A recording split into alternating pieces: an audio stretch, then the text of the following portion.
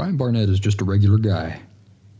He's not a doctor. He has no legal license in any field of mental health nor emotional health.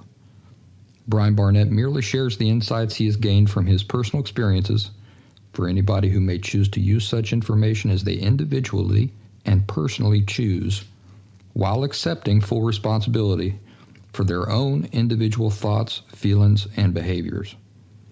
Brian Barnett assumes no responsibility whatsoever for anybody's individual choice to expose himself or herself to any information that Brian Barnett shares. And by listening to this program, you are acknowledging that you and only you are responsible for your own thoughts, feelings, and behaviors. Happy Thursday, everybody. Welcome back to The Last Symptom.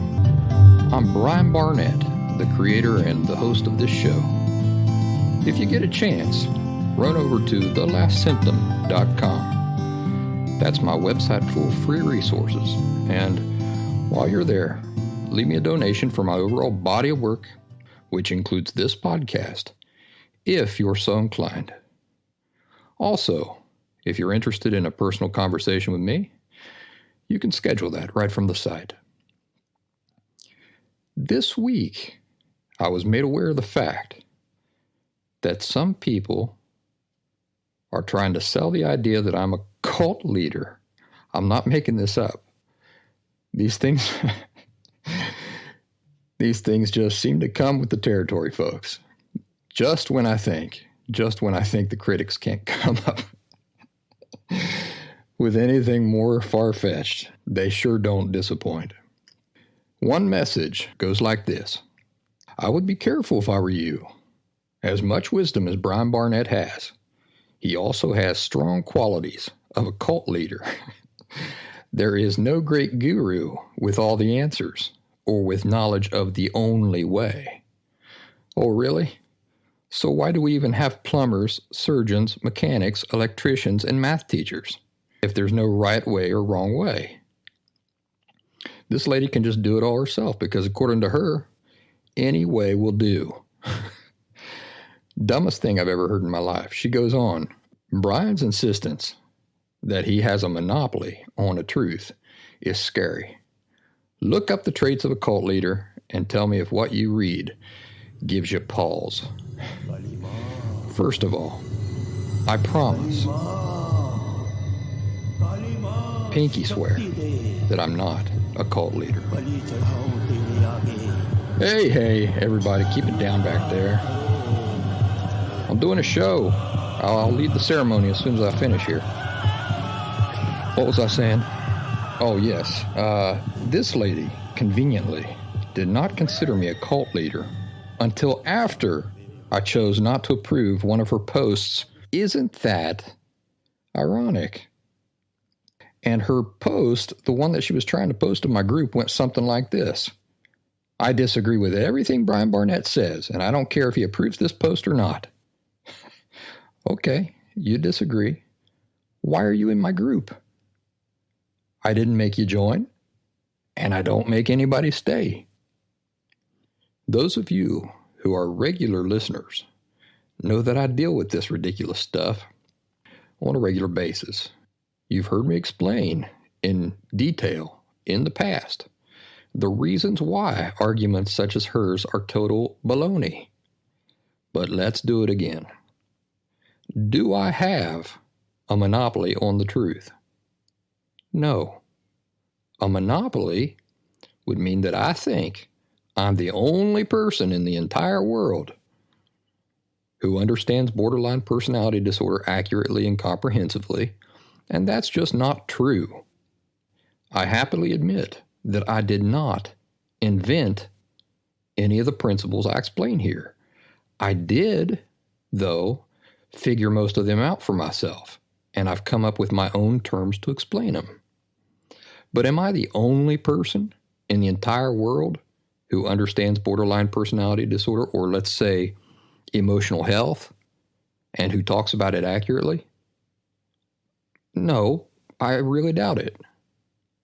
Remember, a few episodes back, I talked about opinions and how opinions are worthless when really all you want to do is get concrete answers. For example, you don't go to the mechanic when your car's sputtering around and having problems, hoping he's just going to take a wild guess and give you his opinion. No, you expect for him to know, for a certainty, what is going on, why it's happening that way, and to be able to fix it. You don't go to a mechanic for an opinion. You go because he has the concrete knowledge necessary to fix the problem. Is it appropriate to say that the skilled mechanic in this case has a monopoly on the truth just because he insists that what he's telling you is the truth? No. The problem just is what it is.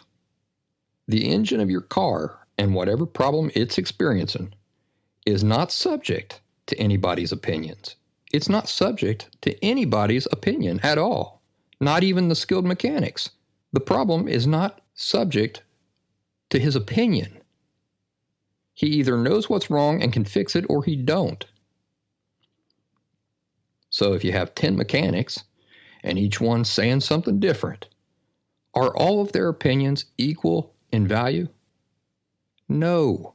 Somebody's explanation of what's going on and how to fix it is the truth, and everybody else's explanation is bullshit.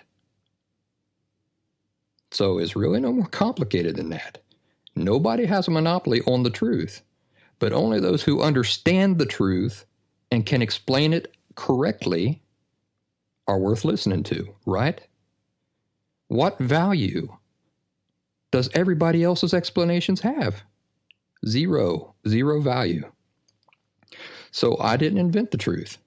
I don't claim a monopoly. Opinions are worthless, and I don't give my opinions here. I explain the reality of what people with borderline personality disorder are experiencing, the reasons why, and how to fix those causes. Any source of information that contradicts the information I give you is wrong, plain and simple, because it does not describe the reality. The truth just is what it is. That's not a monopoly. Many other people may understand the same realities regarding emotional health and emotional unhealth every bit as I do. In fact, I know for a certainty that some people do, and I can give you a perfect example today right off the top of my head. Fred Rogers. That's right, Fred Rogers from Mr. Rogers' Neighborhood. Now, if you're outside the U.S., that name might not ring a bell. But here in the United States, 30 years of children grew up on Mr. Rogers' Neighborhood.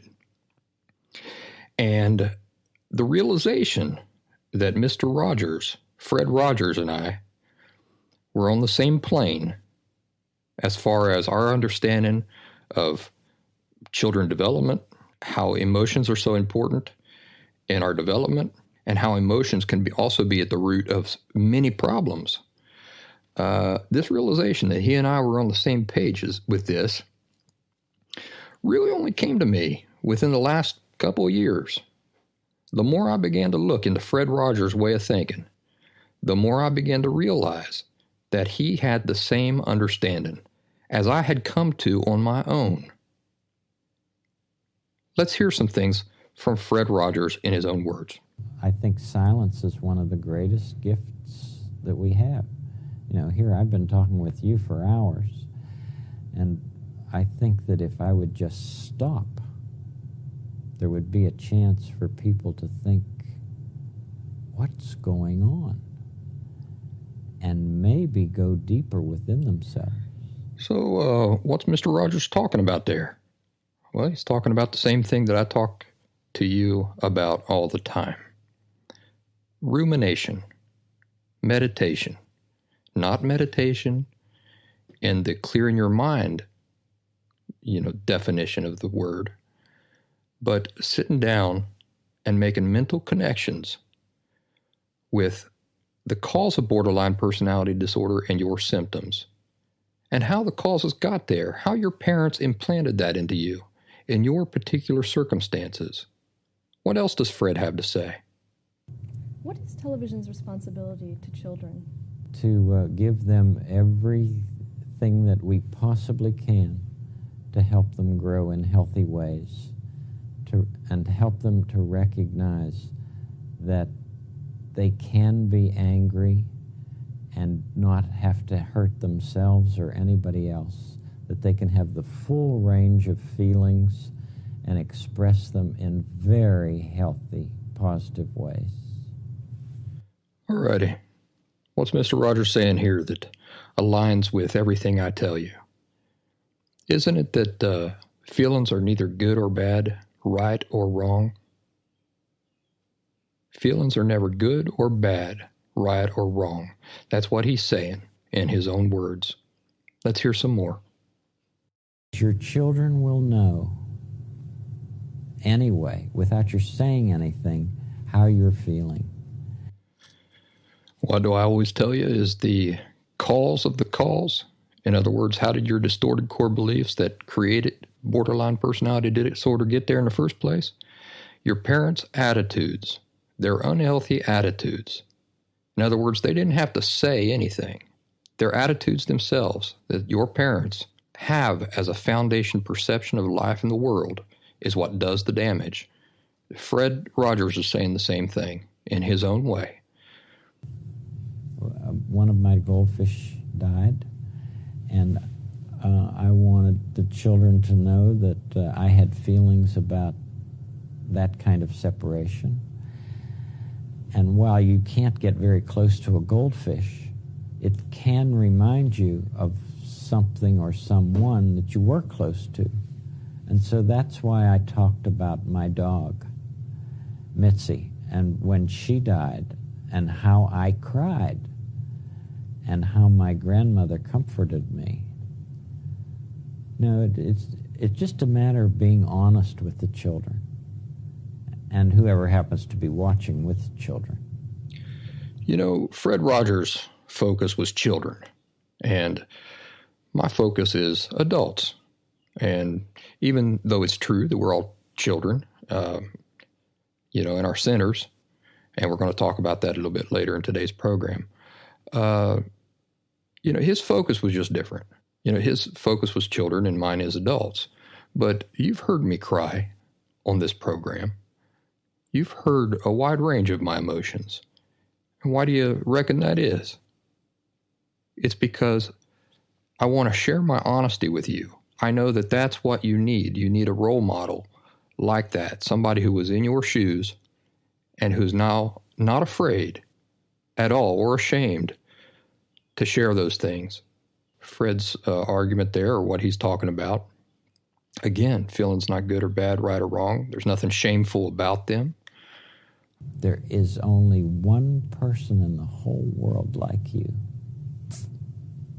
That's the greatest gift you can give anybody, is the gift of your honest self. I mean, you've had a lot of courses, and you've probably taught courses in writing. You can teach that as a mechanical kind of thing, but there's no way that you would ever want everybody to write the same material. What you would want the most is for each person to tell his or her own story. That's what I want. I want the children to recognize that they have an important story to tell because, one, it's unique. All right, well, now here he's talking about a couple of different things. He's talking about inherent worth. You have inherent value. And he's also talking about intimacy. Sharing your uniqueness, your true self with other people. Don't we talk about this all the time? Fred's just talking about it in his own way. You'll never find me saying that any machine is better than a person. For the first time, I showed a computer on a tape that we did the other day for the neighborhood. And I was insistent that I would say there are lots of fun things that go on here. you know. But no machine can take the place of a person. This machine cannot give you a hug. It might be able to spell H-U-G, but it can't give you one. And, well, that's obvious. But you know, it might not be obvious to children. And so consequently, I think it's important to let them know how I feel. There he is. He's talking about inherent worth. You have inherent value over any other living creature or unliving creature on the face of the earth, in the entire universe. You have inherent worth. You don't have to do anything to earn it. Nothing else even comes close. I mean, there are several verses, but I remember the last verse saying, for a chance to fill our feelings with comfort and with ease, and then tell the new tomorrow, you can come now when you please. So please don't think it's funny when you want an extra kiss. There are lots and lots of people who sometimes feel like this. Please don't think it's funny when you want the ones you miss. There are lots and lots of people who sometimes feel like this. It's all right to do younger things in order for you to then later go forward. So this is a good one. Here Fred's talking about the proper attitude that parents should have toward their kids' feelings. Imagine if your parents had communicated the message of this song that Fred Rogers had written to you when you were a child, and you had grown up believing that your feelings are perfectly normal, that everybody feels them. How would your life be different now? So he's talking about how feelings have inherent worth, that feelings inherently matter. All feelings do.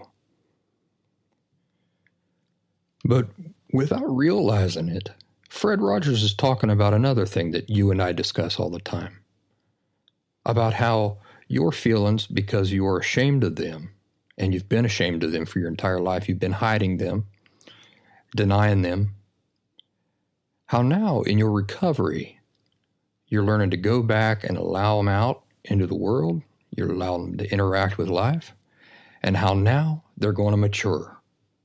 Did you notice that? So he talked about how sometimes you've got to go back to go forward. That's what we're doing here.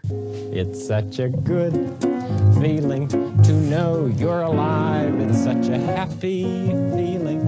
You're growing inside, and when you wake up ready to say, I think I'll make a snappy new day.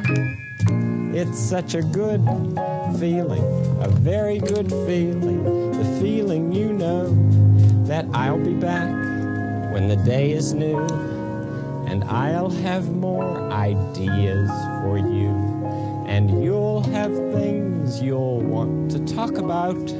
I will too. You always make each day such a special day. You know how. By just your being yourself. I'll be back next time. Bye-bye. It's you I like. It's not the things you wear.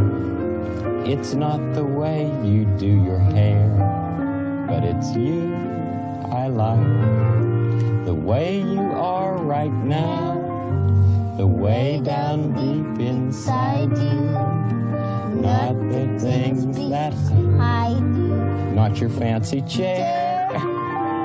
That's just beside you. Are you getting the tissues out yet? He's talking about inherent worth. This is something that I spend a lot of time with you on, isn't it? Inherent worth. There's nothing you have to do to earn it. You just have it just because you're you. Just for being a person, you have it. Fred Rogers knew this, and in his own way, explained it to people. And I just explain it in a different way. Without without the song. There's a neighborhood song that is meant for the child in each of us. And I'd like to give you the words of that song right now. It's you I like. It's not the things you wear. It's not the way you do your hair, but it's you I like. The way you are right now, the way down deep inside you. Not the things that hide you, not your caps and gowns, they're just beside you. But it's you I like, every part of you. Your skin, your eyes, your feelings, whether old or new.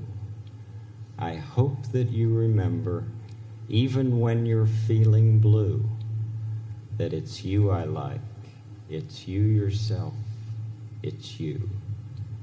It's you I like.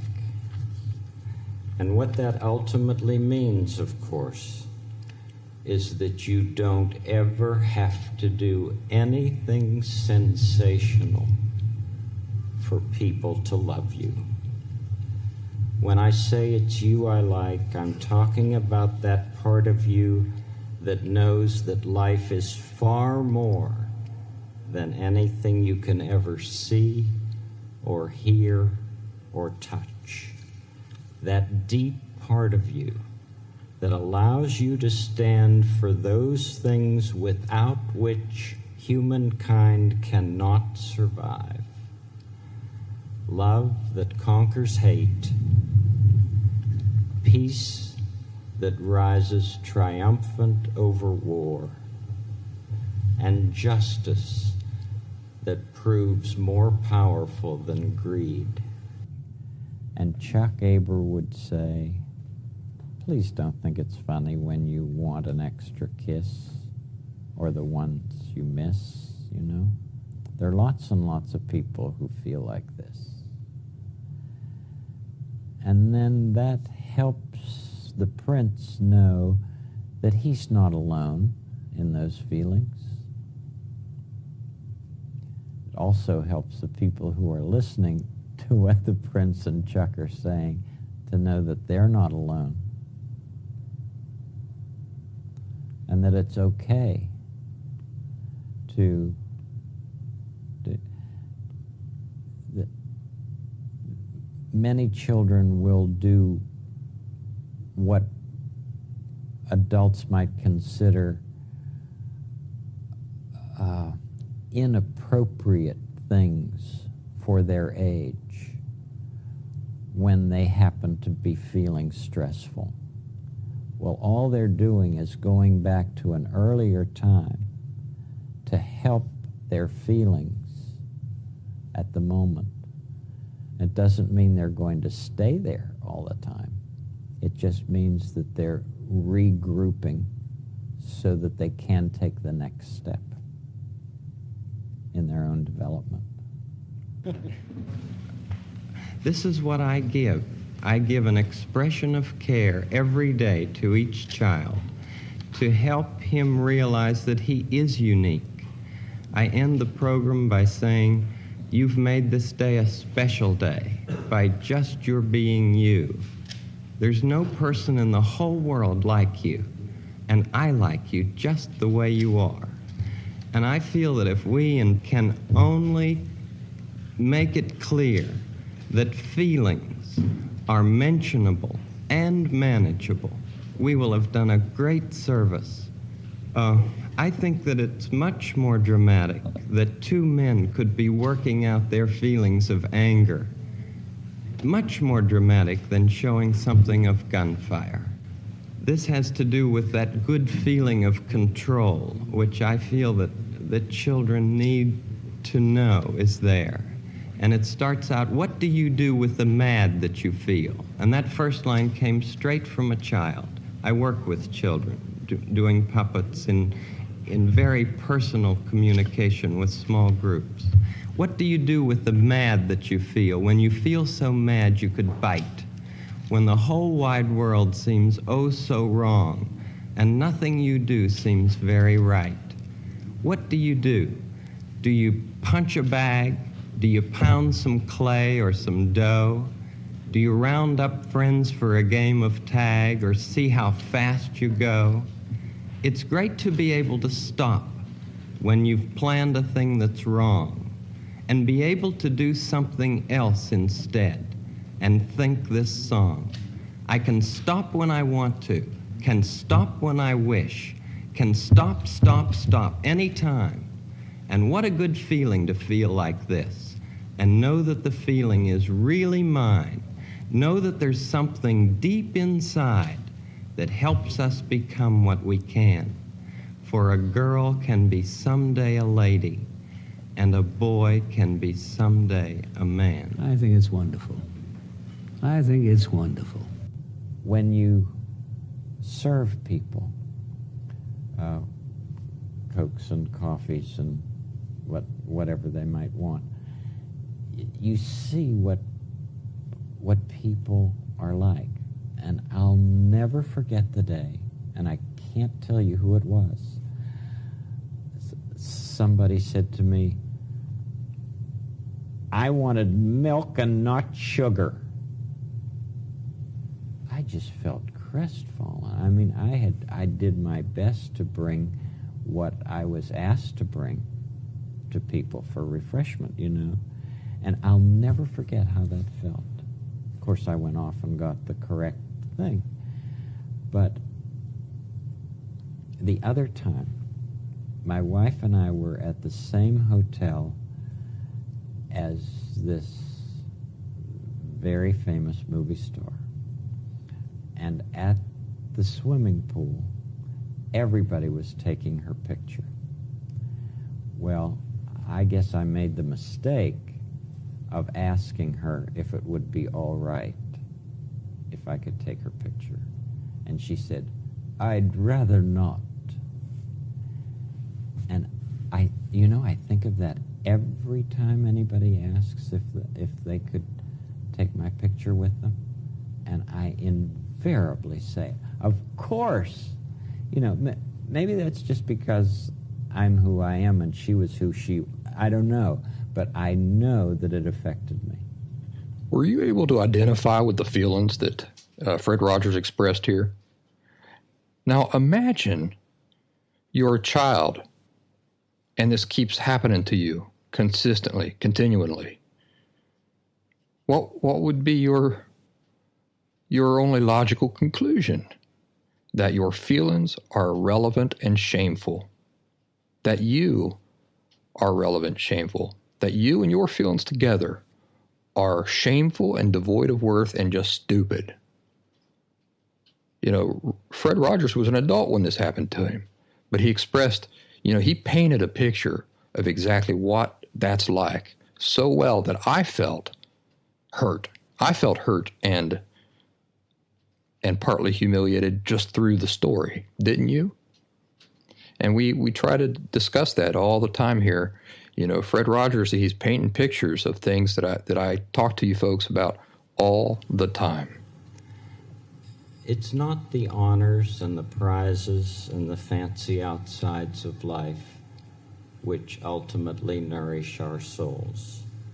It's the knowing that we can be trusted, that we never have to fear the truth, that the bedrock of our lives from which we make our choices is very good stuff. What's he talking about? Well, he uses the word bedrock, but don't I usually use the word foundation or core? So he's talking about your healthy foundation perceptions. When your foundation is healthy and built on accuracy, on reality, it translates into a healthy, happy life. I can still see the face of one young man who had just finished playing a movement of Brahms' cello sonata when Yo-Yo said, "Nobody else can make the sound you make."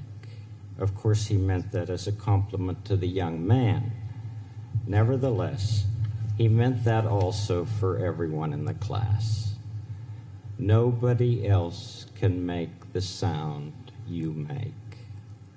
Nobody else can choose to make that particular sound in that particular way. And it, again, I think it was a plea for parents to allow their children to know that they would do everything they could to keep their children safe. And beside my chair is a French sentence from Saint-Exupéry's Little Prince. It reads, "L'essentiel est invisible pour les yeux." What is essential is invisible to the eye. The major dramas in life are never center stage, and they're rarely under the bright lights. They're always happening off camera. Fred Rogers and I would have had incredible conversations, I think, and it makes me sad that I'll never get that opportunity. You know, when I was a child, I used to watch Mr. Rogers' Neighborhood regularly, but I could not comprehend at that age the depth of his messages. Me being in the situation that was pummeling those ideas, you know, it was my family and their attitudes was beating the realities that he was trying to describe to me down into the ground. So they were way over my head. As I said earlier, it's only been in the last couple of years after I figured these things all out on my own the hard way and have reintroduced myself to Fred Rogers, that I've realized that he and I, coming from different directions, arrived at many of the same realizations. You know, there are things that I disagree with that Fred Rogers expresses, but in terms of his focus on emotions and on inherent worth and the inherent value of feelings, he and I could not be more alike. So, I don't claim a monopoly over anything. What I do claim is that I am explaining the truth about the formation of borderline personality disorder, the reasons for why it behaves as it does, and the way to rid yourself of it authentically and permanently. There are many opinions out there on the subject, yet this truth, the reality, is not subject to opinion. The reality simply is what it is. It's there, waiting for any genuine person to see and understand with a little bit of help. Those who contradict what is simply the truth, or, you know, a lot of people get hung up on that word, the truth, but those who contradict what is simply the reality, they're talking about what they truly do not understand, and therefore they're a total waste of time. Remember, just because we don't understand something, just because somebody tells us something that we can't see, that we don't see where they're coming from, does not mean that that person is wrong. It just means you haven't taken the time to see what they see. There's another Fred Rogers quote. I couldn't find the audio for it, but he says, deep and simple are far, far more important than shallow and complicated and fancy. Wouldn't you say that part of the appeal my approach has had for you is that I keep things deep but simple? And what are your therapists, psychologists, and psychiatrists doing by contrast? They're going for shallow, complicated, and fancy, aren't they? They want to tell you how your amygdala is different and describe what's happening inside of you on a genetic level. What practical purpose does such information have for the people suffering with this disorder, other than making the people who talk like that feel smarter than they really are? It has no practical purpose at all. Why not? Because no matter what size your amygdala is, it does not ultimately affect your ability to learn the causes of borderline personality disorder, undo those causes, and live emotionally healthy forever after. Have they done any follow-up tests to see what size an amygdala is in people who have totally rid themselves of borderline personality disorder and are now living emotionally healthy lives? No. And if they have, the people coming to me have not searched out those studies. Why not? Because the truth is they don't care. They got the result they wanted and expected. They stopped there, and they created a huge narrative based on a half study. And what is the message of their half-assed study? That you are permanently broken, that you are inherently broken, that your natural state, you were born that way. Studies done on the amygdala have also shown that our guilt response is eroded the more frequently we lie. But have the scientists followed up to see what happens to the amygdala once a person makes a conscious decision later in life to only tell the truth? And if they're living a life of honesty, does it matter what size their amygdala is? No. Is there any shortage of examples of people who were once gangbangers and criminals who now have families and are living respectable, good lives? No, there is no shortage. The scientists literally have millions of people they could draw from. So why are none of them following up to do the second half of this faux study? Because the scientists simply don't care. We've known since Bible times that lying, when you lie a lot, that erodes your conscience. And that choosing to change and begin to live a life of honesty strengthens our conscience again. Isn't that all we're talking about? Is your conscience when we're talking about your guilt response? But the scientists aren't interested in carrying out this rational, incomplete second half of such studies. Why not? Because they don't care. What's their intended message then? Their intended message is that once you're a liar, you were born a liar. You'll always be a liar because your amygdala says so. Is this even remotely true? Not even remotely, and everybody knows it. They just choose to omit that information when they read these studies. Your genes, same thing. What is the message of their interpretation of their half tests? That you're permanently broken, that there's no sense in fighting it, yet it has long been common knowledge that our experiences are able to alter our genes.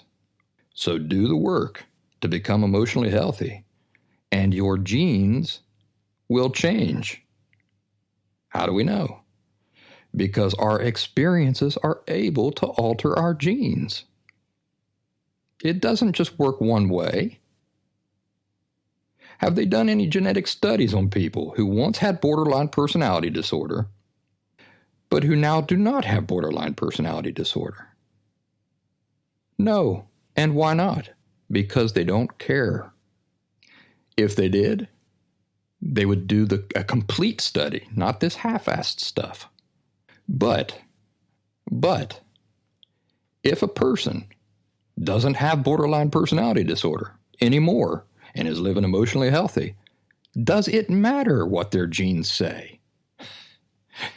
No. In the end, all of these things are irrelevant. Why does it matter what exactly is happening on a microscopic scale? Why does it matter how big your amygdala is or what your genes look like? It doesn't. Ultimately, it doesn't.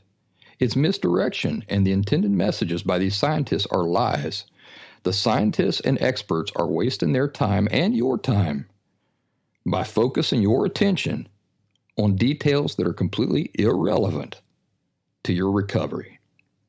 I'll tell you what it's like. I can tell you that eating an apple is good for you. The scientists can tell you what is happening on a microscopic level as far as how your body absorbs the nutrients and whatever. Which information is more practically relevant to you in your life? Isn't it that eating an apple is good for you? Isn't this the information that's going to benefit your life more? So why make it any more complicated than it needs to be for your practical needs?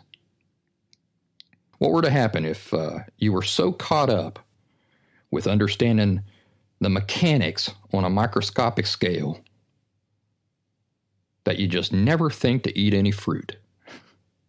Is what you're viewing in the microscope, as interesting as it might be, doing you any practical good? So I'm with Mr. Rogers on this one. Deep and simple will help you maintain focus on what matters and to reject everything that does not matter. Things like amygdala size and what might be happening on a microscopic scale, which is mere misdirection and a waste of your time if you're at all interested in practical results.